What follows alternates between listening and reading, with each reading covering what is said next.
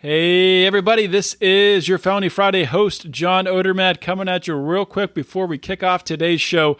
I want to talk to everybody out there, new listeners, old listeners, the whole spectrum.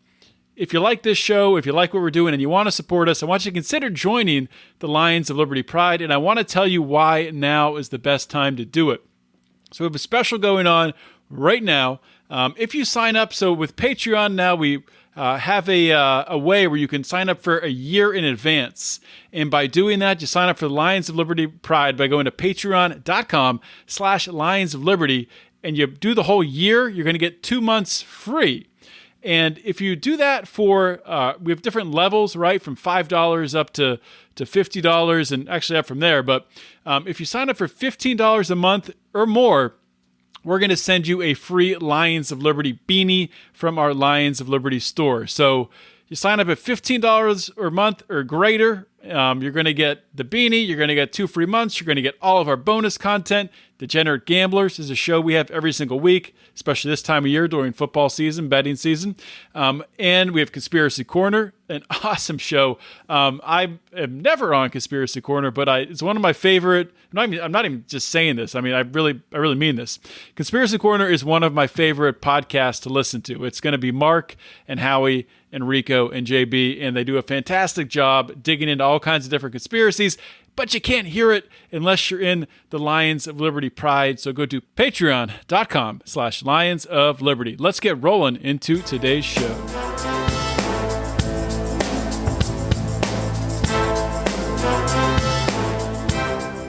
Welcome to Felony Friday, a presentation of the Lions of Liberty podcast. Here is your host, John Odermatt. All right, here we go. A little something different this week. We got a Felony Friday live on a Thursday. So streaming on Facebook and on YouTube. So catch it either place. And I am joined here today by Matthew Erickson. You probably recognize Matthew, or maybe you'll recognize his voice once you hear it. He's co-host on Wealth, Power, and Influence with Jason Stapleton. He's been on with Marc Clair before on our Monday show, so you've probably heard him there. And I wanted to bring Matt on today to talk about this election, to talk about the fraud in this election, the lawsuits that are going around. One thing that jumped out to me over the past several days, it feels like it's been 2 or 3 weeks since we had this election, but it's really only been a little bit past a week. And Matt's done a great job of, really giving some good insights on Facebook with his different posts and a lot of great resources. And yeah, I think it was yesterday's show on Wealth, Power, and Influence when you were getting in depth on some of these goings-ons with the election. So Matt, welcome to Felony Friday. Thanks, man. It's good to be here. I enjoy your guys' show, and you guys do a good job. So I'm excited for this conversation. Yeah, I'm excited too. And we were just talking pre-show. There's so much going on right now. It's almost hard to know where to start. It's almost hard to. I'm afraid I'm going to miss something and not talk about something that, like, right now has just become like the most important thing. But you know what? We got to try to do our best and try to provide some insight here and talk about it, because honestly, what happens here in the next month or so, or however long this takes, is going to shape this country in a way. It's not do or die. I think we'll both adapt no matter what happens. But it's important for people to learn about what the heck's going on. So before we get into talking about the fraud and everything else, I'm curious, I know that you follow, because you talk about Scott Adams sometimes, mention him on the show. So I'm thinking you might have a similar take to me, but leading up to this election, what was your thought on the polls, your thought on Trump's chances? Like, what did you think was going to happen? Leading up to it, I've been saying for months, I think it was even back in 2019, I was saying that I think Trump's going to win in a landslide. He's going to win very comfortably. His support throughout the country is being wildly suppressed by the media. The polls aren't accurate. They weren't accurate in 2016, and they didn't get any better because the goal with the polls isn't to actually accurately report the sentiment of people. The polls are not reflecting the public sentiment. The polls are there to coach public sentiment. because they're there for the sake of conditioning and using kind of like peer pressure to teach people what to believe. And I was having a similar conversation with someone the other day about this, they said something about like, well, if these different companies that are they're like the tech companies and stuff, if they're, censoring and all this kind of stuff, their incentive isn't necessarily there because they're not going to be as profitable. And same with these media organizations. If they start losing viewership, they're not going to be as profitable. And I said you're missing the point. You're missing the point of why they exist. These organizations, even all of Hollywood, they don't exist to be profitable. If they weren't profitable, they would just somehow redirect some type of subsidy or something into them. Or if a specific organization stops being profitable at any point, they can just dissolve it and create a new one. The purpose of these organizations is to coach public sentiment and to I don't want to use the word brainwash just because it's such a charged term, but that's what it is. It's probably the right word to use, honestly. Right. Yeah. The vast majority of people are not independent thinkers. People are not really capable of free will. We don't have this. Human beings don't have nearly the control over their own beliefs that they think they do. One thing that you learn in sales and marketing is that the worst thing you can do if you're trying to convince someone to buy something is to give them a bunch of factual reasons why your product is the best. Because that's not how people make decisions. People make decisions emotionally, and then they justify them after the fact. They justify them rationally. And at the same time, people are also very much, humans are social creatures that exist as a collective. They exist as kind of a hive mind, and people don't like going against the flow. They want to go along with the people who are around them. They want to believe what people around them believe. So the role of the media, and when I say the media, I mean the actual, like the corporate press, I mean the major tech organizations, and I mean Hollywood. All of these things I would all wrap into the media. And their job, their responsibility is to condition what people think. And if you don't believe that, just consider their concern about misinformation. The fact that they're so concerned about, so like in big tech, they're like, well, we need to have fact checkers and we need to suppress misinformation. And the fact that media will say, the corporate press will be like, well, we don't want to report on these things because it's misinformation. And that in and of itself means that they don't believe the people who are listening to them are capable of thinking through these things themselves. They recognize that their responsibility is to teach people what to believe. Their responsibility is to present the accurate facts so that people are coached in what they believe. So the polls are exactly the same way. The polls are just another tool that they use for that. And I think that most of the people who are involved in it they're not necessarily thinking of it like really insidiously like that. Like we need to be deceptive with the polls. What they're doing is they're sampling people in a certain way and they're asking questions in a certain way that coaches responses out of people.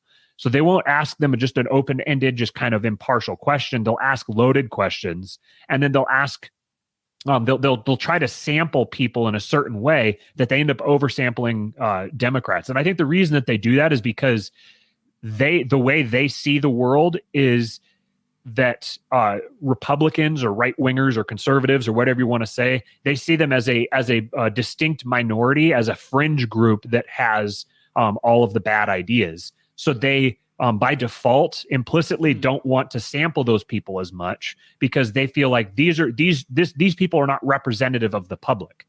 Because these people who are born in the on the coasts, they come up through liberal universities. They're basically part of the ruling elite. They're part of this thing that Mencius Moldbug calls the cathedral, and this is a term that's been kind of getting out into the popular sentiment lately. Mencius Moldbug was the same guy who first coined the term the red pill, borrowed it from the Matrix to use as a political analogy, kind of. Right. And so he coined this idea of the cathedral, which is it's the premier thought coaching institution or apparatus that we have in the United States and kind of by default the rest of the world, because it operates very much like a cathedral did, where you have people who come and they train in the specific set of beliefs and they learn they're inculcated with these beliefs, and then they see it as their responsibility to go out and teach other people to believe these same things. They have their specific belief system and everything, and it starts in the universities. So all of these people who are doing these polls, just like all these journalists, they all came through the universities. They came through these coaching centers for the ruling elite, and they've been indoctrinated into what the ruling elite believe. And so for them, they don't have a specific belief system from their perspective. They just believe the facts. They just believe what all smart people believe. It just so happens that all the people around them who are smart all believe the same thing. So how could it possibly be not true? So for them, then it's their responsibility to ensure that with the polling that they're doing, you don't want to be sampling fringe radical people, because those people aren't representative of the actual truth. You want to be making sure that you're getting an accurate sampling of the population. So you want to make sure that, Democrat is kind of by default right, and then occasionally the Democrat Party gets it wrong. And it's important that, not that we don't have everyone believing all the same thing. Kind of, it's good to have other perspectives. So that's why you need to dabble into the independents and the Republicans a little bit, but you need to predominantly sample the Democrats. So I having seen this phenomenon, having seen some of the questions that they were asking, and then just kind of like my gut, like something is not right about this narrative that they're presenting, and it's so at odds with, I guess, to use one of their terms, with lived experience. The majority of people have this lived experience that just doesn't quite accord with the media narrative. So given all these different elements here, I knew coming into it, like Scott Adams says, the slaughter meter. He says the slaughter meter is at 100%. It's interesting. Just a little bit ago, he said that the slaughter meter is currently at 95%, which is interesting because he said 60% 3 or 4 days ago. Yeah, well, we'll get into some of the reasons why he might be saying that. And it's interesting. I want to touch on talking about the cathedral, and you have Donald Trump, who is the anti-cathedral character, sort of goes against everything that they're indoctrinating with. And that's not to say that Donald Trump is some sort of, amazing character comparative to Jesus, and which some people on the right do.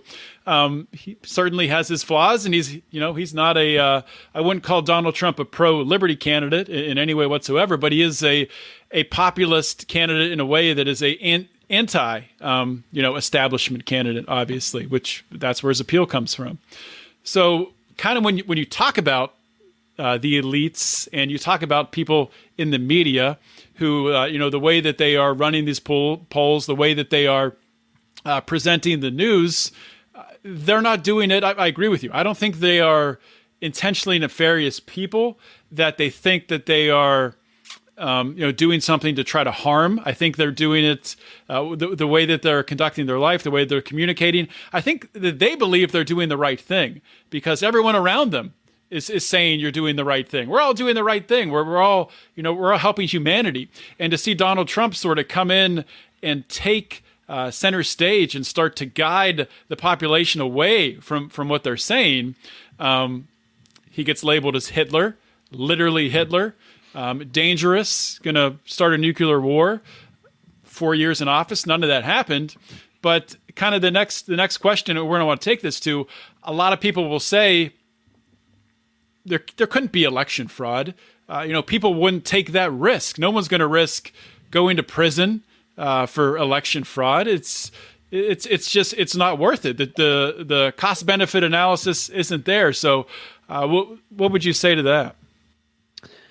I think that it depends on which party you're doing the election fraud on behalf of, because I think anybody knows that. I mean, obviously, in every election there's election fraud to some extent. It's when you're dealing with 330 million people, it's just not possible to not have any fraud whatsoever.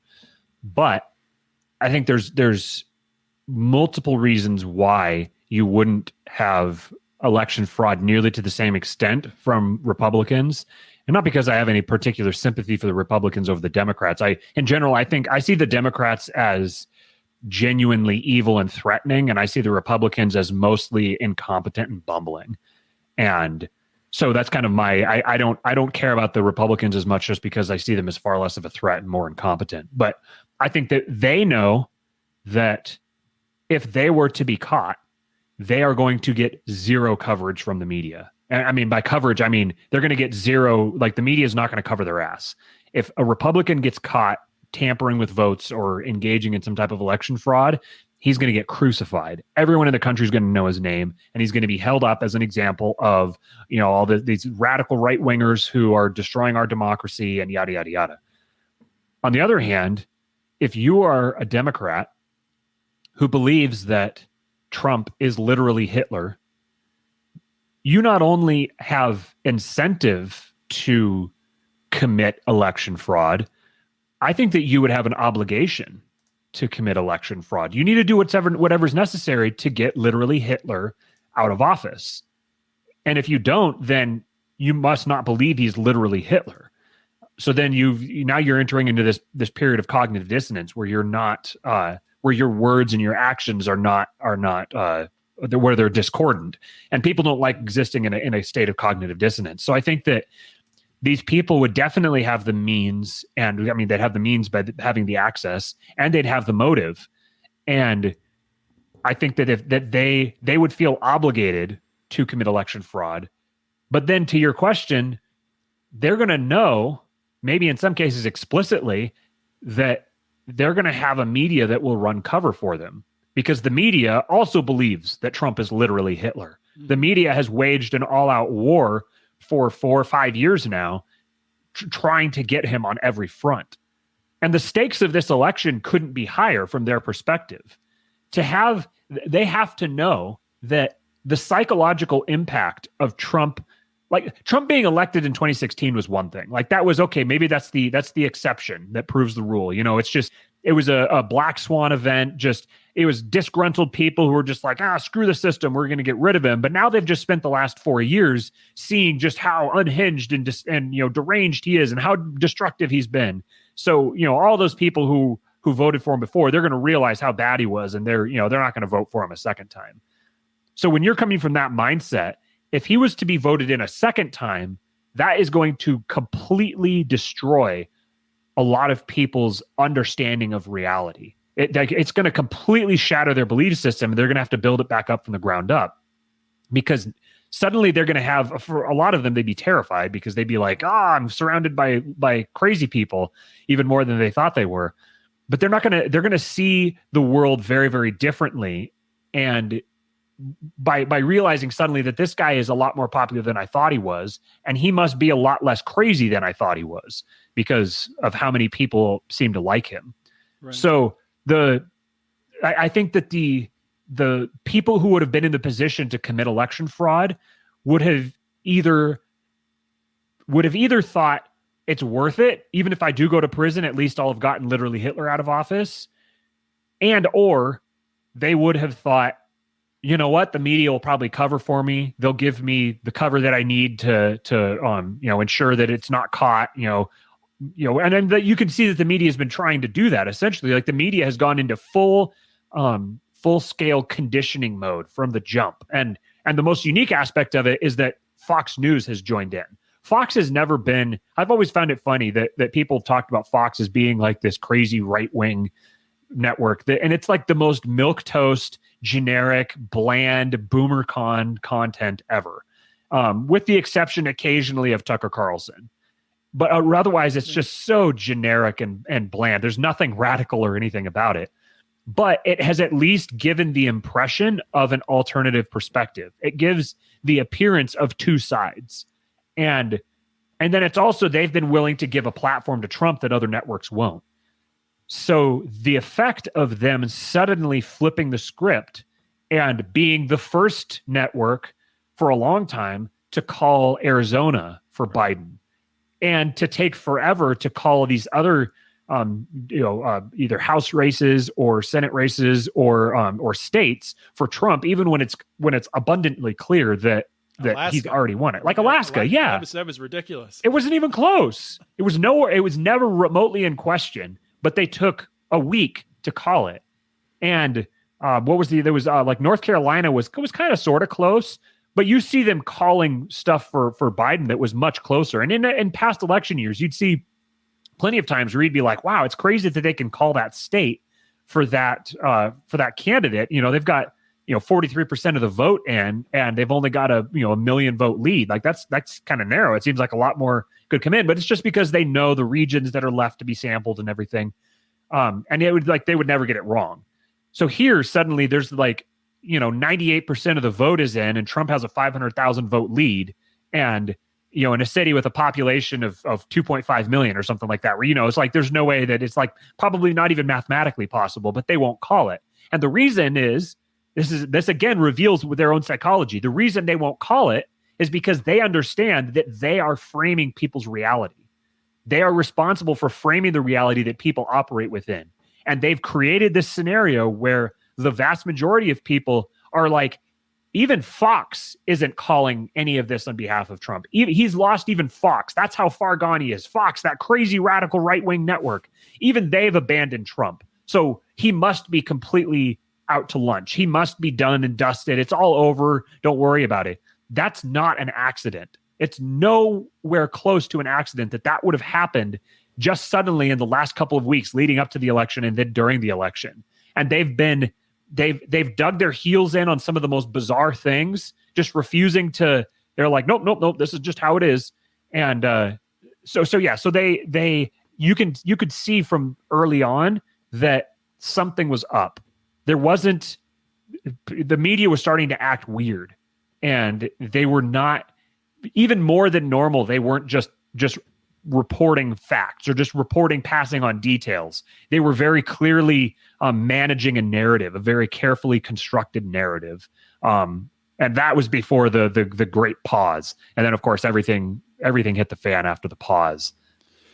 Yeah. So to talk about that pause, to frame it up, so you're watching the returns, and I mean, you're on the West Coast, so maybe, I guess time wise, maybe you're up a little later than me. Maybe not. You have the baby. But or maybe you were up with the watching it. But I went to bed on Tuesday night, and it looked. I'm looking at. I kept looking at the betting site at Predict It to see what the odds were, because that generally gives you a better idea than anything else. And Trump's odds skyrocketed up to win past Biden's. I'm looking at states. He looked like he was going to win Wisconsin, Michigan, Pennsylvania. He was way up. Looked like he was going to win Georgia. I'm thinking it's in the bag for Trump. And I go to sleep, I don't know, 1 o'clock, 1:30 in the morning, East Coast time.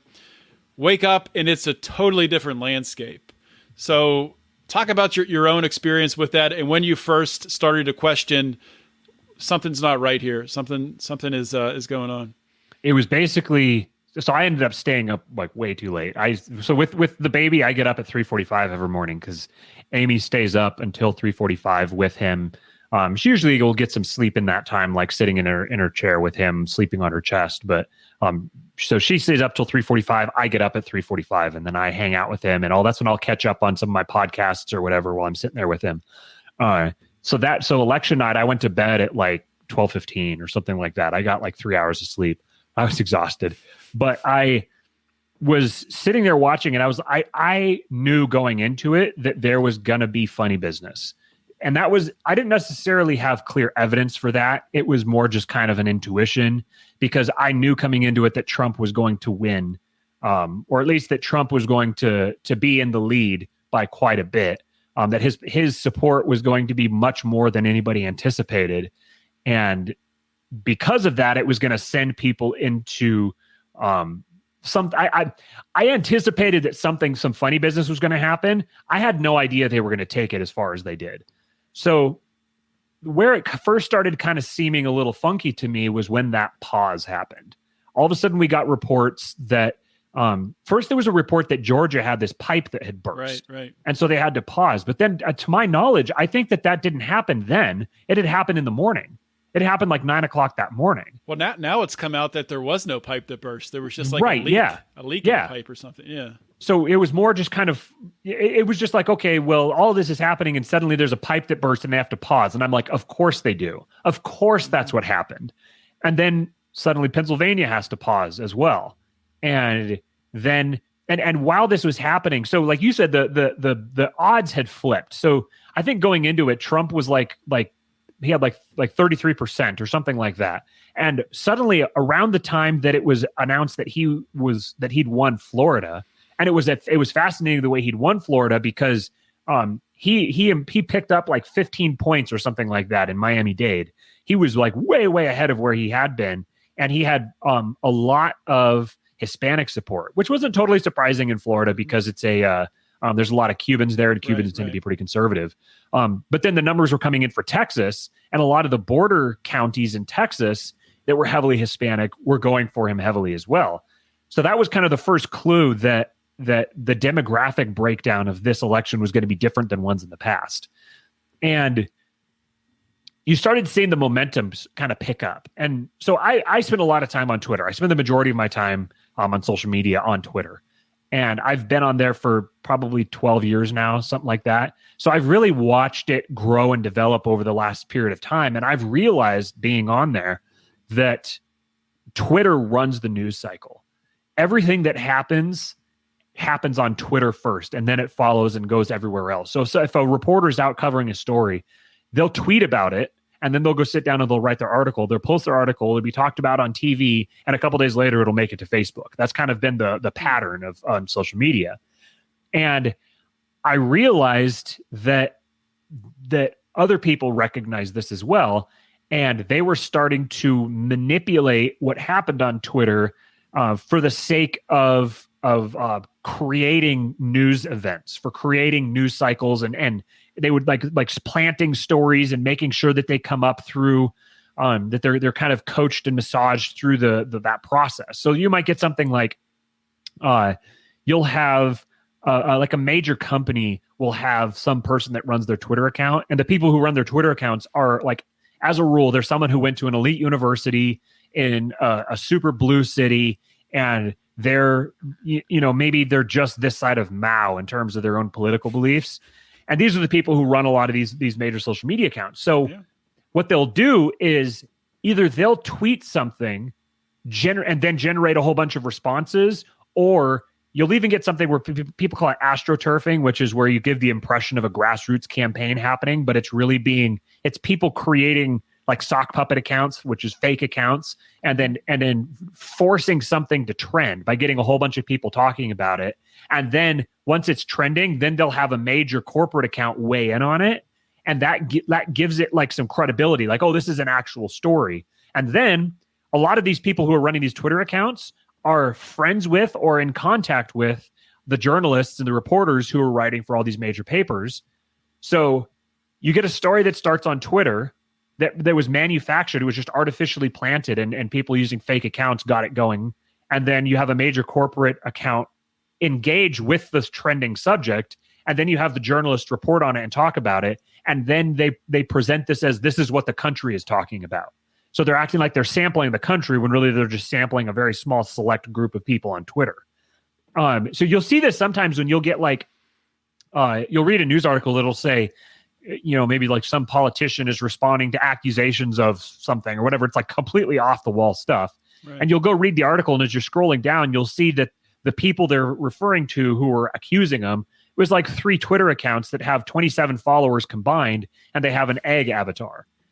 But it's like they went and they sampled, who knows, maybe it was even the reporter himself who tweeted these. Right. But they'll use this to create a news cycle, to create a subject, and to get the subject into the news and get people talking about it. So, what was the question that you'd asked? What got me started on that? I remember. It was the talking about how I was watching everything unfold. Yeah, how you were watching. So yeah, maybe let's change the question a little bit. So, when was the first time you suspected, actual election fraud, or maybe you saw a story of election fraud? So it would have been as soon as things started flipping, it didn't smell right to me, because that was why I was going into Twitter. It was because I was following everything on Twitter. And so when you're on there long enough, you get following the right people, and you can kind of just sense the trends of what's happening, how people are talking, and how the news cycle is kind of building and developing. And it was obvious that Trump was going to win. Like, there was no question about it, that the way people were talking about it, the general sentiment, the way that topics were coming up, all of that, as someone who's been on there for a long time, it was obvious that that's what it was building up to. And I was realizing that, and then I saw the odds had flipped, and the odds went all the way up to like 80% in favor of Trump. And that's there's a lot of smart money in there. Those people aren't going to get something wrong like, oh, there was all the mail-in ballots left, and the mail-in ballots are going to skew heavily Democrat, and so that's why the results changed. Like, that's how they tried to pass it off. Yeah, they've done the math. They've thought about that. Right, They've looked exactly. at those numbers. Exactly. They're not going to make a mistake like that. So as soon as that happened, that's when I was like, okay, he's for sure going to win. Like, it was a little gratifying to me because I'd really been emphatic that he was going to win. So now I was seeing it happen. I'm like, okay, cool. Then the pause happened. And immediately I was like, this isn't normal. This isn't right. Then you get this report about the pipe breaking. And then you see all these different states are all pausing, and they're all the swing states. They're the most highly contested areas. And then they said, well, we're not going to count anymore until tomorrow. But then they were still counting. Like, there was reports that they were still counting, even though they said everyone was going to go home. It was either Georgia or Pennsylvania. They said that all of our counters are tired, so they're going to go home at 9:00 and get some sleep and come back in the morning and start again at 9. But then they kept counting. So I went to bed at 12:15, 12:30, got up at 3:45, and they had that big dump that happened in the middle of the night. So there was a big dump that came at 4:00, I think, Eastern time. So that was like right after I'd gone to sleep. That was in Michigan. Is that the dump? There was, I think it was Wisconsin. Okay, yeah. Wisconsin. I think there was a few dumps in a few different places. There was a big, there was the one like image that people have that's been going around is the one where you have the the vote total going up, like curving up, and then Trump's is curving up and Biden's is underneath it, and then Biden just goes in a straight line up and then continues the same trajectory, but now ahead of Trump. As soon as I woke up, the Benford, that's the Benford curve, right? That it's violating statistical law. Right.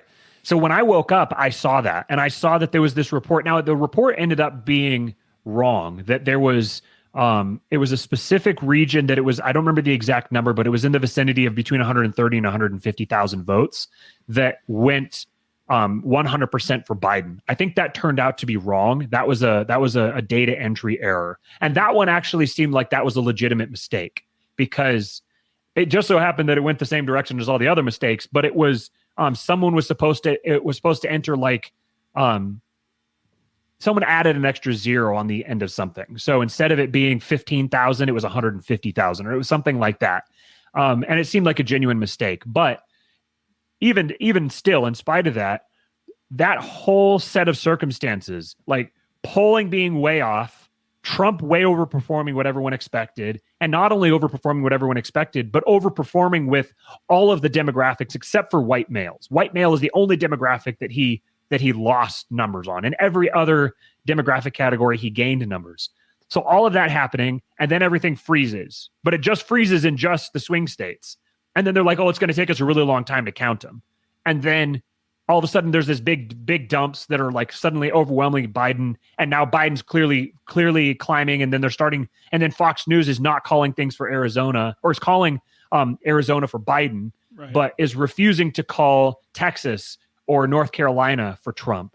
And all of those things all happening within the space of a couple of hours. That's when I knew that I was like, I need to start reconsidering the possibility that there's actually a full-scale attempt at voter fraud here. And before a day or two before the election, I'd watched a clip of a guy named General McInerney. He's I think he's a retired Air Force general. And he referenced a specific software program. Now, I don't know if are you okay with me saying the names of it? I don't know if it'll get the channel taken down. Let's not okay. say it then. Yeah. So we'll call it, it's one of the words, I'm sure people have probably seen it, but one of the words is a ball peen tool. You have a tool, it's a ball peen tool. It's that word. And then the other one is like, if you were watching a baseball game and you wanted to track everything that was happening, you would write everything down on a 2-syllable word. Right. So it's those two words together. And what this general had said was that this software has existed for a while now, and it's used to change election results. And he said that the Democrats have used it in the past. The Democrats used it in the Iowa primaries when they hosed Bernie Sanders, and that has been used in past elections going back a number of election cycles. Now, when I heard that, I was like, I totally buy that something like that exists. And this was, when did he say this? This was a day or two before the election. Okay. And he said that this is going to be used in this election. That was one of the things he said. And I think he was talking to Alex Jones. I think that's where I'd heard it. Someone was just tweeting about it, and I saw the clip, and I went and watched it. And I sent it to a few different people at the time, and I said, check this out. But I told them, I said, even to me, like I'm willing to believe quite a few things, but that's kind of a bridge too far for me. I don't buy that they would go that far. That just seems too obvious. It seems too like they're crossing a Rubicon that isn't really necessary. It seemed like too much. But he said they're going to use it, and they're going to use it to steal this election. Once all of this started happening, and there was these big vote dumps that were 100% Biden, and they're trying to pass it off as though it's just the mail-in ballots are just more overwhelmingly Democrat. I was like, no, that's not right. There's something that's not right here, and that's when I had a feeling that there was going to be some type of voter fraud. But even then, I had no idea. I would not have estimated that it would be as dramatic as it has been. Hey, everybody, taking a quick break here from the show. Wanted to remind you all to check out my man Tyler Colford, a.k.a. Crypto Man, and his new song, Free Ross. If you didn't hear my recent interview with Lynn Ulbricht, that was Felony Friday, episode 230. Interviewed Lynn Ulbricht, played Tyler's song, Free Ross. It's fantastic, phenomenal. Not just for the message of freeing Ross Ulbricht, but overall for changing the broken criminal justice system. All the proceeds from the Free Ross song, hashtag Free Ross by Crypto Man. You can find it on Spotify and Amazon Music. 100% of the proceeds from the song, hashtag Free Ross by Crypto Man, go towards freeing Ross Ulbricht. So please check it out. These are perilous times when they ruin your lives over victimless crimes, and they sever your ties from your business, loved ones, and family. Why? New slave labor, they barely pay you. Don't care about work ethic or major. So the current state of the race, just to kind of set the table here, Wisconsin's going for a hand recount, correct? Georgia is going for a hand recount. Pennsylvania, I don't think has said they're going to do a hand recount, but currently Trump actually, I think, won a lawsuit today in Pennsylvania that, let me see if I get this right. I don't have it in front of me. It's not the lawsuit having to do with the ballots coming in after November 3rd being counted, but it's the ones having to do with, is it the signature not being verified? I don't know. There's so many lawsuits, but anyway, it wasn't a lot of votes. So people would say it's not many votes. It's not going to matter. Biden's up by more than 50,000 votes, I think, in Pennsylvania. So Pennsylvania has not declared a recount yet. But the other thing in Pennsylvania that would be big, which I've heard it's only 10,000 ballots, which I don't really believe it, would be the late mail-in ballots that supposedly were postmarked on November 3rd or earlier that would be counted coming in 3 days or less after the 3rd of November. So Pennsylvania's up in the air. What's gonna happen? I would assume Arizona, being how tight it is right now, Trump could take the lead, Biden could hold the lead. I think regardless, that's gonna have to go to a recount. Michigan, where does Michigan stand? What? Michigan is there was just I think the legislature in Michigan. Let me double check. It's very hard to keep track of all these things now. Mm-hmm. There's been so many details and everything's been happening so fast. But I think the legislature requested a recount. I'm not sure, but I think there's going to be a recount. They either requested a recount or announced that there's going to be an independent recount or something like that in Michigan. So historically in recounts, things only flip by 100 or so votes, something like that. So I think people looking back at history and then looking at this election, you think there's no way this is going to flip. They're going to do a hand recount, maybe 100. Trump gets 500 more votes, something like that. So why do you think that this would be different? Or does it even need to flip in order for Trump to ultimately win the election? So that right there would be what I would say first, is that I think a lot of people are focusing on this as that the way that Trump would win would just be if he was able to cast so many was to prove that so many ballots were fraudulent that he actually flipped the vote count in like all of these different states. Mm-hmm. So first of all, it doesn't need to be a lot of states. Like I think at this point, because he has North Carolina and Alaska, if I remember right, that puts him at, I think, 232 electoral votes. And then it looks like he's most likely going to get Arizona because of the trajectory of the number of votes that are left to count there and the rate at which Biden's lead is falling. It's down around 12,000 or a little under 12,000, I think, at this point. So that one is if he was to get Arizona, then I think that's 11 electoral votes. And if I remember right, that takes it to like 243. So then he would just need Pennsylvania and one other state. Mm-hmm. So to begin with, he doesn't need that many states just to win in terms of the electoral vote. But he also doesn't need to actually win these states necessarily, because the electoral votes are not dependent on the popular vote within that state. They generally are, but the states, the party within the state is responsible for sending electors. And those electors in most of the states, they have the ability to be what's called faithless electors, where they say, for whatever reason, we're not going to vote according to what the popular vote in the state was. We're going to vote for whoever we want, and it's the party will basically figure that out, whoever it's going to be. But isn't it the party who wins the popular vote that gets to send the electors? It's the party that I believe it's the party that controls the legislature. Really? Yeah, that's my understanding, at least. I could be wrong, but either way, it's there's the ability to send faithless electors that stands out there as a possibility. So he doesn't necessarily have to just win. Like that's not the only route, is just flipping the popular vote in these states. That's not his only route. Mm-hmm. That being said, I think that's totally on the table because of the extent to which the fraud, the extent to which this fraud has been perpetrated here. And I know that's kind of jarring for a lot of people. Jason and I went back and forth about this on the show yesterday, and Jason still finds it kind of hard to believe that that's going to happen.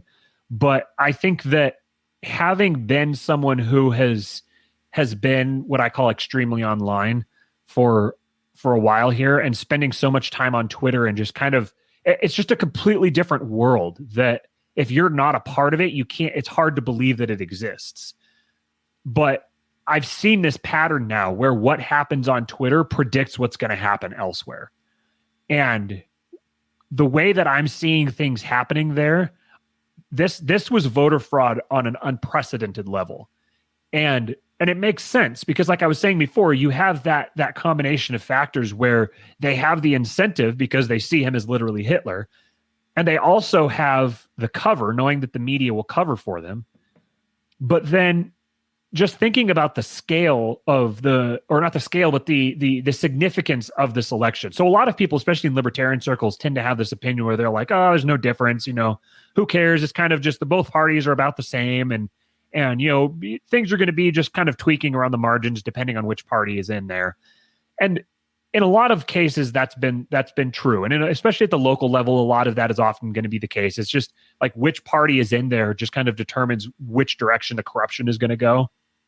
But this has been in the build up to this election, and with everything that's going on with the pandemic, and with the specific type of candidate that Trump is, this election is very unique in that sense, where this is not Democrats versus Republicans. This is Trump versus the entire global governance structure, in essence. And that global governance structure, in theory, they have the power to just enforce their will on everyone. But that's messy. That's difficult. So it's generally better for them to try to go through the electoral process so that there is the impression of choice and that there's the impression of freedom. Because people who are being enslaved... Same reason why they couldn't just kill Trump. Right, exactly. If they kill Donald Trump, this country would just be complete chaos. Right. That's a like a matrix revealing moment. That's when everything becomes clear to people. They realize that all the conspiracy theories about the smoke-filled rooms with the guys in suits, like all of those are actually true. So it's not they of course, if they wanted to kill Trump, it would be so easy for them to do, and they could do it at any point.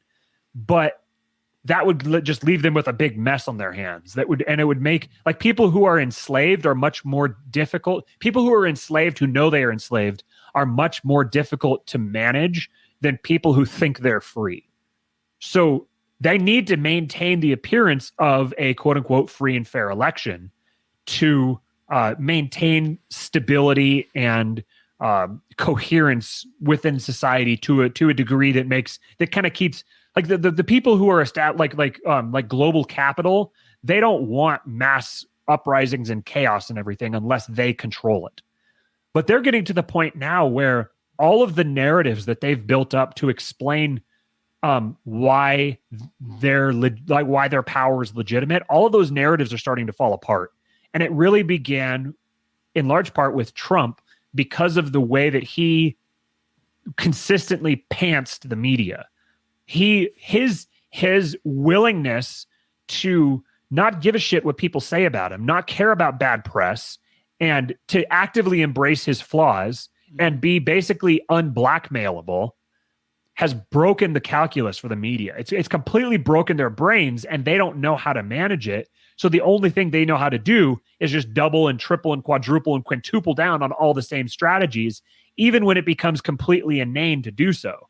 So it's really helped a lot of people see the code in the matrix, so to speak.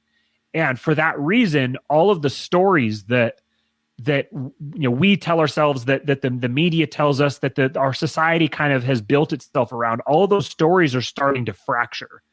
And it's becoming more and more apparent that there is an established power structure that isn't accountable to anybody, that they kind of do what they want, and they wield the media and they wield all these other institutions to accomplish what they want, while making it people feel like they have some control over the outcome. So, like I said before, the psychological impact of a second Trump election, of a Trump re-election, would have really cemented that. It would have made it so it wasn't like, hey, we have control of everything, and then it was kind of a little blip here, but we got back to normal. It would mean that there would be no getting back to normal. The Trump's power in a second term would be vastly more than it was in his first term, because winning election once is just kind of like, that just happened. It was just a coincidence. Winning election twice is a clear mandate. And with a clear mandate like that, it would really narrow their range of what they're able to do. So now it's not that we can't just assassinate him. It's much more than that. We can't do a lot of different things to control and coach and corner him. And you can see then on the flip side that if Trump was to lose, if Biden was to win, clearly Biden is just an empty suit he's there as a placeholder to make it seem like this whole thing isn't a sham. It isn't a charade. And I think half the people who voted for him understand that. I do think there are Democrats who are hardcore Democrats who are imagining in their mind that he's 1992 Joe Biden and still has energy and still is still with it. But I honestly think half the people who voted for him legitimately, fraud aside, I think they just were strictly voting against Trump, and they do not care who's in there as long as it's not Trump. Yeah, they see Biden as a stand-in for the Democrat Party, and they like the Democrat Party, so they're kind of like, okay, well, whoever it is, as long as it's not Trump. But if this is what I said going into it, so I recorded a conversation with Stephen Messina, who's a regular in all the different libertarian groups, and he's been pestering me to start talking about this stuff publicly, and he finally twisted my arm. He coerced me into having the conversation and to explain why I chose to vote for Trump. And I didn't vote for Trump thinking that like my vote made a difference. I mostly just did it just so it would give me the opportunity to say I voted for Trump. And also just because the guy cracks me up. But I said that I think that the people who say that there's no difference between the two parties in this election are out of their minds. I think that it's very clear that it's not that Trump is is our savior, or that Trump is going to make everything better, or that all bad stuff will end if Trump is elected. It's that Trump is bad and the opposition is unfathomably worse. Because to have, like, most liberty-minded people, at the very least, they want to see gridlock within government. They want to see government at least handicapping itself and not able to get anything done. But what has happened over the last 4+ years while Trump has been in office is basically every other major institution in the country has gotten on board the exact same agenda and started operating according to the exact same marching instructions. So basically the only thing that they don't have at this point is the presidency. And the presidency has there's a lot more import to that office than a lot of people want to admit. They want to say, oh, it doesn't matter who's president. President just has kind of ceremonial power. He's not that, whatever. He can't do what he wants, yada, yada, yada. But the president, if he wants to, can control the narrative in the country. He can drive the narrative, and he can shape conversations. This is why I think it's a very good thing. One of the good things with Trump is his open anti-war rhetoric.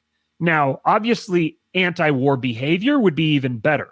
But much better. If I don't have the option of anti-war behavior, and it's starting to look like he may have some of that as well, but if I don't have the option of anti-war behavior, that means I have the choice between anti-war rhetoric and pro-war rhetoric. So when given that choice, I'll take the anti-war rhetoric.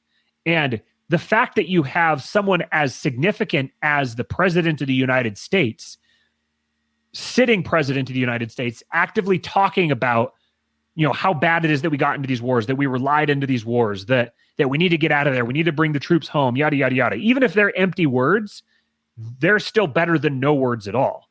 So that's just an example of where I think the president has the ability to direct the conversation to some extent. And to me, that's more valuable than not having a president there to direct the conversation in that way. So if they're able to install Biden and in effect, basically just regain control of the White House, it doesn't matter who controls the Senate. It doesn't matter who controls the House. If you, at this point, control the presidency and you control every major tech industry, every major tech organization, and you control the entire media, there are no holds on what you can accomplish. And they will. A year ago, it would have been insane to suggest that we would get the California governor instructing people how loud they're allowed to sing in their homes over the holidays. But that's what we've got. We've got people talking about national mask mandates. We've got them talking about he's not even elected, and he's actually talking about locking the country down for 6 weeks. This is far beyond partisanship, Democrat versus Republican.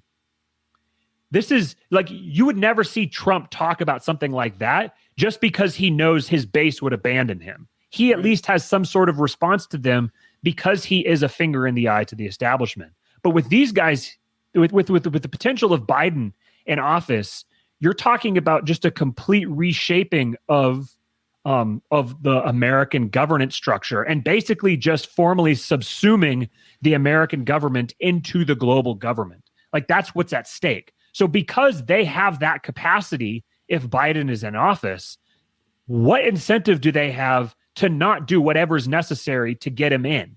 Especially knowing that, they control the media and they'll be able to dictate the narrative of what happened. What they just didn't bargain is, number one, social media lighting on fire with reporting and covering all of this that's been happening. Because the majority of it has just been ordinary anonymous people online that are doing the data analysis. And they also didn't bargain on Trump digging in the way that he has. I think they expected him to fold under pressure and concede, which again, I don't know why they would have thought that, because he's never given any indication that he's that type. But yeah, so that's why I think that people trying to say that there's no chance of election fraud or whatever, I think that there's a very, very clear formula for exactly why you should expect election fraud in this election. What's the most jarring evidence of election fraud that you've seen? I know for me personally, when I saw and this is not, evidence of fraud, but it's showing a trend in data that is not natural. And that was watching Dr. SHIVA's video, which I think I saw it 2 days ago on YouTube, but it's on Twitter as well. I'll link to it on the show notes page. And essentially, he had 2 other people with him. So I don't know if he did. I don't think he did the analysis himself, but he was helping to dissect it and go through it. But what they did is they looked at 4 counties in Michigan, and these were 3 Republican counties and 1 Democrat county. And in the 3 Republican counties, what they did is they looked at, graphically plotting this by precincts, and from the on the x-axis, you're looking at when you go from left to right. The farther you go, the more Republican a district is. So the more that people are voting straight ticket Republican, that they're voting, everyone are in president, Congress, state Senate, all that stuff, 20, 40, 60, 80%. So on the y-axis, what you have showing the difference between that and people voting straight ticket, or not straight ticket, voting individual for Trump. So maybe they're just voting for Trump or just voting for Biden, or maybe they're voting Biden and voting Republican candidates, but it's not straight ticket. And the analysis showed that as areas got more Republican, as more straight ticket votes, as you go to the right on the graph, that Trump got less individual ticket votes. And it's not like a shotgun scatter blast where there's kind of a trend there. It is a distinct. It starts above the line, and then when you get to like 20%, maybe 25%, showing that Trump's getting this would be in the more Democratic areas, more Democratic precincts. Trump is getting more of the individual ticket votes. As soon as you get to 20%, it just goes down on a straight 45-degree angle and just tracks. As you get more Republican straight ticket ballots, it goes straight down. And there's 3 counties exactly like that, all Republican, more so Republican counties, showing the precincts. And the 1 county, which I believe was Wayne County, that they did, which was more, it's a Democrat-based county. The Biden won the county. And it shows a totally different picture, which makes sense. But you have a huge grouping at the beginning showing more Democrat votes, but they're above the line, showing that Trump, even in those Democrat counties, got more of the individual ballot votes. And still, as you got more out, still above the line, showing that the Republican counties, that the Republican precincts in that county, excuse me, it's confusing to talk about without a picture. They showed that Trump there was still a trend that as you got more Republican precincts in that Democratic county, he got more of the individual votes. So, did you get a chance to watch that? I know we talked about that you watched it. Yeah, I went back and watched it again just to refresh my memory on it, because I watched it the other morning while I was in and out of sleep with sitting there on the chair with the little man. But yeah, it was so it's. There's been multiple different analyses that are kind of along the same type of thing, where you're not just looking at the data itself, but you're looking at like the metadata, the data within the data. Mm-hmm. So in this particular case, it's the more Republican an area got, basically the less Trump was being voted for. And that in and of itself would be a little suspicious. It's kind of like, well, that seems kind of funny. You wouldn't think that would be the case. But it's the fact that it's this perfect line, and that it's the exact same line, exact same trajectory in each of these counties.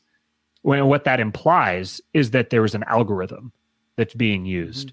Mm-hmm. That they have an algorithm that says, it has some sort of rule that says, in X region, when the number of votes reaches X, then start flipping votes at this rate. And obviously they went into it thinking that they figured out whatever the margins were going to be, and they were like, okay, we need to flip this many votes to ensure that Biden stays in the lead. So it's interesting they did it in Republican counties, which might have been smart on their part, because why would people look there? Why would you look in a county that Trump won? People are directed to look at where the big cities, Detroit and where those votes are coming from. And it makes a compelling narrative too, because you're able to say, oh, he lost the Republican Party. This was he lost the election because Republicans abandoned him. So not only does it make it easier to avoid detection, but it gives you a great narrative to operate from in the future that basically says, not only did we get a mandate from our own party, but we got a mandate from Republicans as well. Republicans are on board with our narrative. So that was one really compelling data analysis that was done. And then I think probably what's been most compelling to me is just the sheer volume of circumstantial evidence. That it's not that each individual point alone is super compelling, though I think that one's probably the most compelling. It's that all of them taken together, that there's so many different anomalies, and these anomalies are all concentrated to the same swing states. You're not seeing weird anomalies in, Kansas or Montana or, Mississippi. There's no weird anomalies part of that there. Could be no one's looking there. I mean, just to play devil's advocate. Right, but then now isn't there a distinct incentive for someone to go look? If there was no fraud, then you would think that they would be like, well, here's counter evidence. See, True. it isn't that there's fraud just in this area. There's fraud in all these other places as well. You guys do it too. This is what Scott Adams, he called it the dog that didn't bark. You're not seeing a counter or a rebuttal to any of this analysis. It's people are just saying either it doesn't exist or it didn't have an impact. You're watching the narrative develop as well, where it goes from there was no election fraud to there was some, but not very much, to well, there was, but it wasn't widespread, to well, it was widespread, but it wasn't enough to make a difference. And the fact that it isn't widespread doesn't make it that's not what's being alleged. What's being alleged is specifically that it was targeted. Right. It was just in these specific areas. Another really interesting point is that they have this is again anecdotal or circumstantial, but it's just you keep checking off this list of circumstantial points. You have what's called bellwether cities, which is the cities that always predict the winner of the election. So in every election going back 60 plus years, you see these specific cities almost as a rule, whoever that city votes for is the candidate that winds up winning. And so, in 2016, they voted for Trump. In 2012, they voted for Obama. In 2008, they voted for Obama, et cetera, all the way back. Of those, it was, now I don't remember the exact number, but there was a specific graphic that someone tweeted out where they showed the record of these cities ever since 1960. And it's like on average, one or two of those cities would get it wrong in a given year.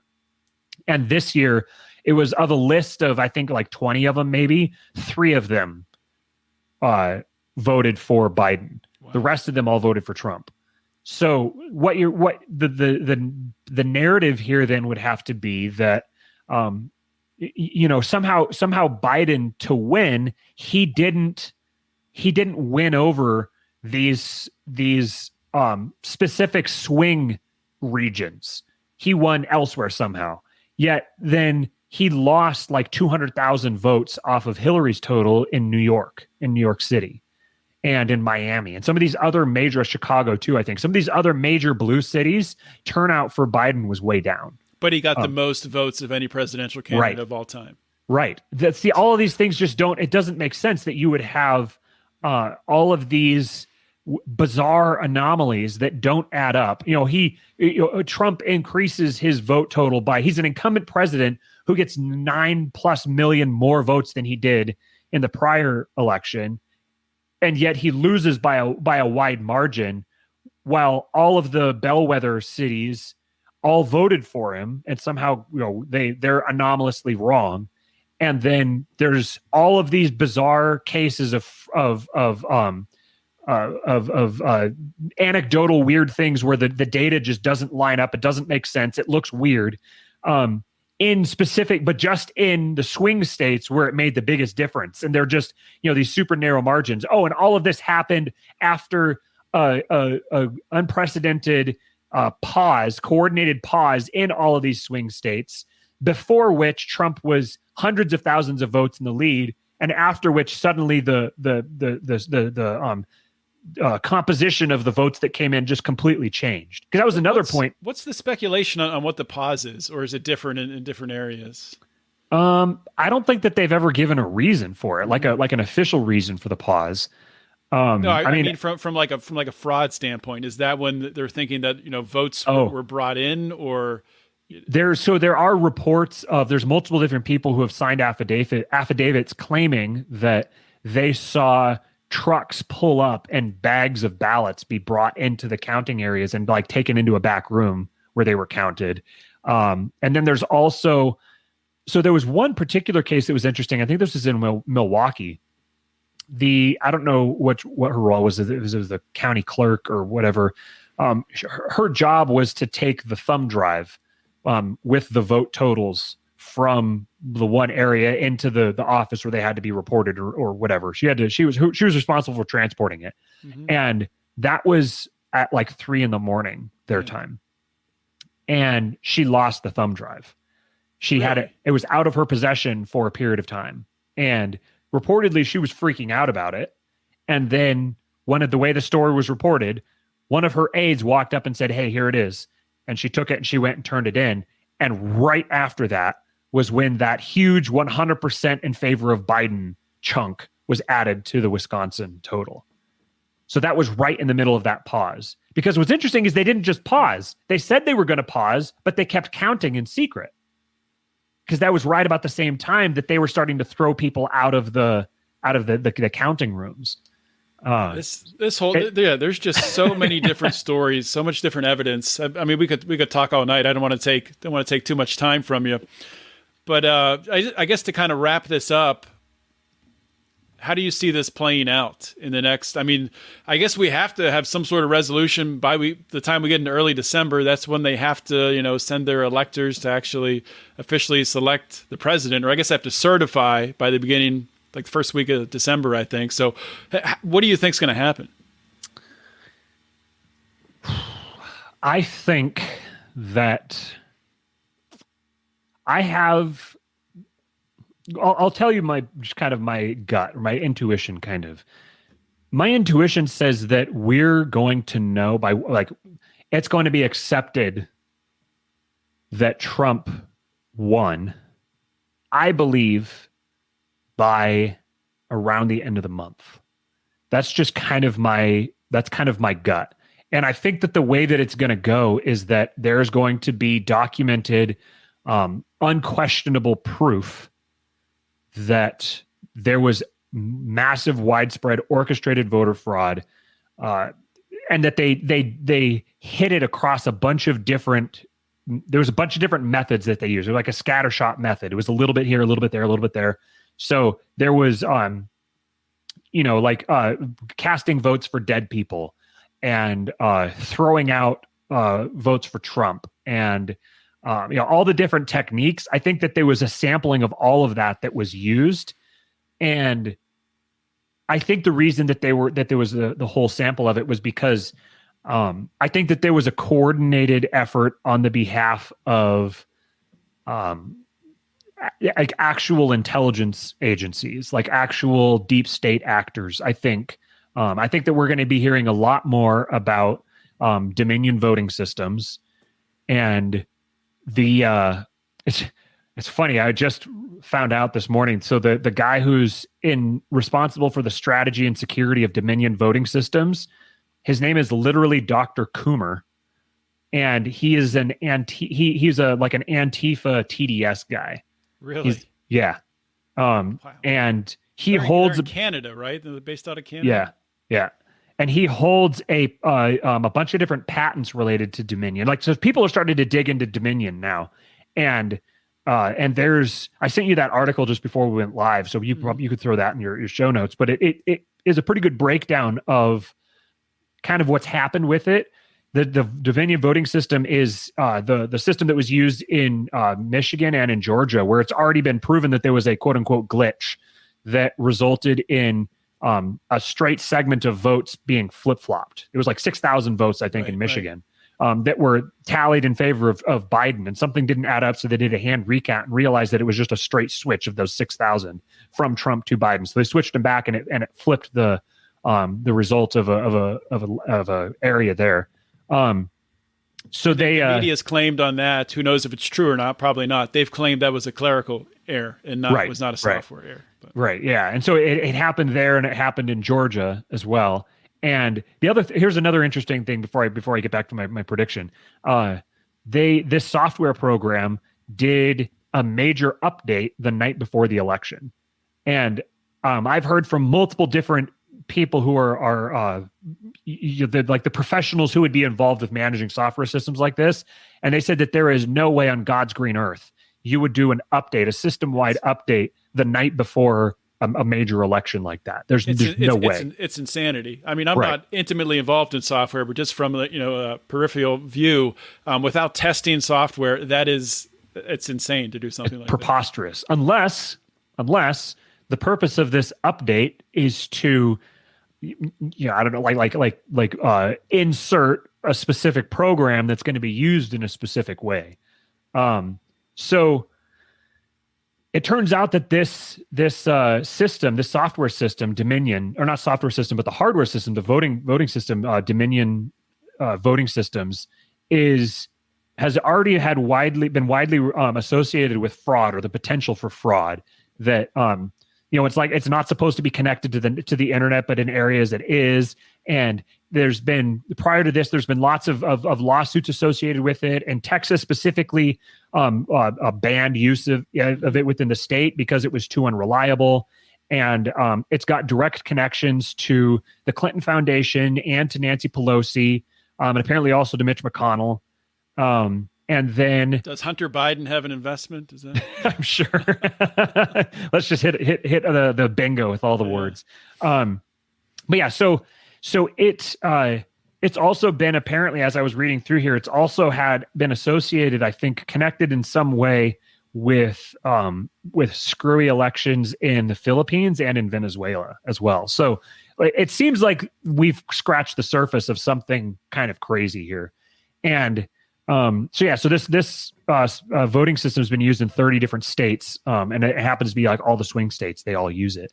So at this point, to me, given like the data with Dr. SHIVA and with all these other data points, it seems obvious to me that there was a concerted effort, there was an actually orchestrated effort to use some type of a computer program and use an algorithm to straight switch votes between Trump and Biden, and potentially at the House and Senate election level as well. I think that there was a degree of that. But then I think also the reason for the pause was that Trump came in with a larger lead than they expected, and the algorithm wasn't going to cover it. And so for that reason, they had to, in these specific cities, they had to pause to give people time to get these extra ballots, get all these fraudulent ballots, and bring them in and run them through the system. And they had to get the poll watchers out to be able to do this. And they had to do all the different things they needed to accomplish that. So I think that there was a mad scramble to do that. And so they created a bunch of fraud scenarios. And those are the first ones that people uncovered. But I think that the actual nail in the coffin is going to be the evidence of this voting system being used. And now you're going to see a direct showdown between Trump and the people who have the power to do something like that, which is going to be the most powerful people in the country and maybe even in the world. At this point, I don't think anything's off the table. I think people need to be fully prepared for some really dramatic events because of the stakes of what went on here and the desperation with which these people acted and how much they revealed themselves, because they thought that they had a flawless case. They thought that there was no way that this was going to happen, there was no way that things were going to work out this way, and things are starting to unravel on them. And so that's why I posted what I did the other day about how I think in hindsight, we're going to look back, we're going to see that 2020 was a year of transition and 2021 was the first year of a new era. Because I think that at this point, you're never going to be able to hold an election in the United States again.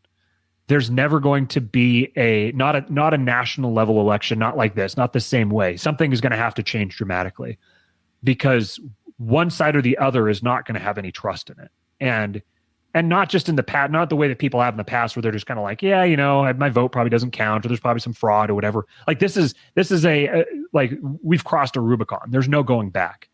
And the fact that the people who are out to get Trump, the fact that they have gotten to this level in what they're willing to do to get him out is, I believe, going to necessitate some pretty dramatic action in response to them. And I think that no matter what happens, even if Trump if something was to flip and this wasn't to work out and Trump was to wind up losing, I think that I predicted a week ago, like the night after the election, that we're going to see, the odds are very great that we will see a presidential candidate arrested in the next couple of months. And wow. I feel even more confident about that. It's going to be one or the other. And because I think that's the stakes that we've gotten to. That's the level that we've gotten to. And I think that no matter what happens going forward, the entire structure of the United States government is going to be different. I think the empire we're going to look back and realize that the empire formally ended in 2020. On November 3rd, on election night. Right. Yep. And whoever does win this election, if maybe nobody will win this election, who knows, would maybe be the last president, which is pretty amazing to think about. Yeah, there was a poll that I did a couple of days before, and I didn't even realize it when I did it. I just threw a little quick poll on my Facebook page. I said, what are the odds that this is the last presidential election in America? And the overwhelming majority of the results were 0% to 25%.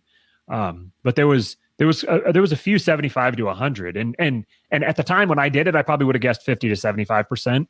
I wasn't fully convinced that things were going to go, but I think we're getting people have anticipated that there was going to be a slow kind of dissolution of the empire and things were going to kind of fall apart. But I think that the stakes have gotten too high, and I think whoever winds up taking office will be the president, or whoever stands in for them will be the president for much longer than 4 years.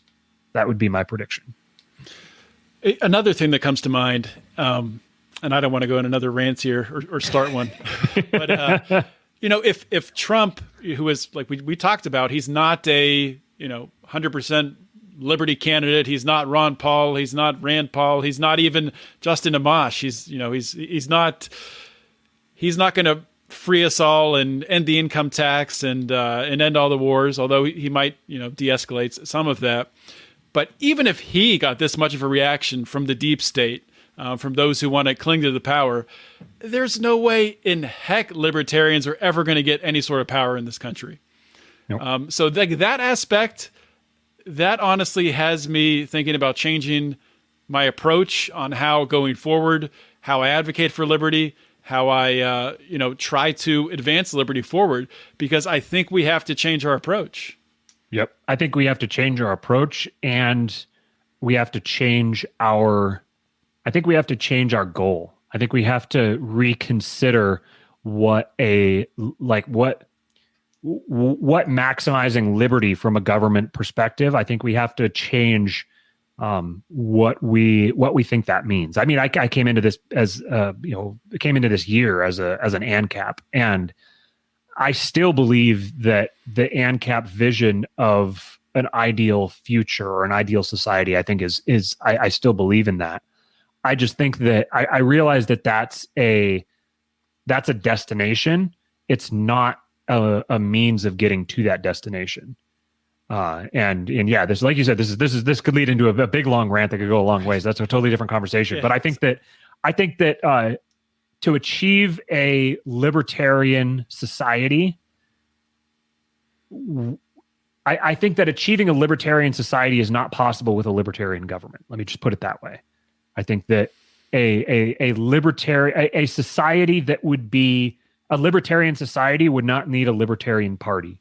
So for that reason, to get to that point is going to take approaches that don't necessarily correspond to the type of thing that most libertarians would be comfortable with. But I think that's just the nature of the way that humans arrange themselves collectively. And so I think that's what I'm going to start I'm going to be starting a podcast here, YouTube channel, whatever you want to call it. That's kind of the subject that I want to explore is, how you get to, how libertarians should be acting when it comes to their society, their culture, what sort of government structure or lack thereof, but I kind of showing my hand a little bit. What sort of government structure would create the most libertarian outcomes? And I think that it's a little counterintuitive, but I think that's a pretty interesting conversation. And I think that I think there's a lot for libertarians to learn about how should we then live would be the phrase. Like how should we then live? How should we behave? How should we be interacting with our communities? What should we be focusing our efforts on? If I think that focusing your efforts on trying to abolish the state is tilting at windmills, and is in fact a really bad way to wind up with a libertarian society. Yeah, there's definitely a lot of self-reflection to go through with this massive change we're going to see. I mean, I tend to agree with you that we're on the verge of a huge transformation. But before I let you go, first I want to thank you for being so gracious with your time. We went for an hour and 20 minutes. I wasn't planning on that, but I mean, hopefully people enjoy this because I enjoyed it. So before you go, can you plug your Twitter, your I don't know if you have a new podcast name or website or any of that stuff. We haven't completely come up with what we're gonna call the podcast yet. We have an idea, but I'm not totally positive yet. So for now, you can just follow me on Twitter. My Twitter handle is I tweet stuff here, and you can also follow the show with Jason and I do Wealth, Power, and Influence with Jason Stapleton. You can look for that on Facebook or on YouTube. And then just keep an eye out. I have a YouTube channel. If you go search, I don't know if you could find it just searching for Matthew Erickson, or if you just go look through my Twitter handle, my Twitter account, you'll find links to it. And just keep an eye out for the new podcast that'll be dropping here within the next few weeks to a couple months. All right. Good deal. Thanks for your time, Matt. Thanks, John. Hope you guys enjoyed that episode of Felony Friday. Another awesome episode. Just want to remind everyone before you get going here, after your next podcast and your shuffle or whatever it is you're doing with your day today, I want to thank you for giving me your time and listening to this interview. I want to ask you, please, to share this with a friend. The only way that we're going to expand this message, that we're going to reform this criminal justice system, is by sharing interviews just like this with your network. Very easy to do. And I also want to ask you to please, if you have not yet checked it out, you need to go to the Lions of Liberty store. It's lionsofliberty.store.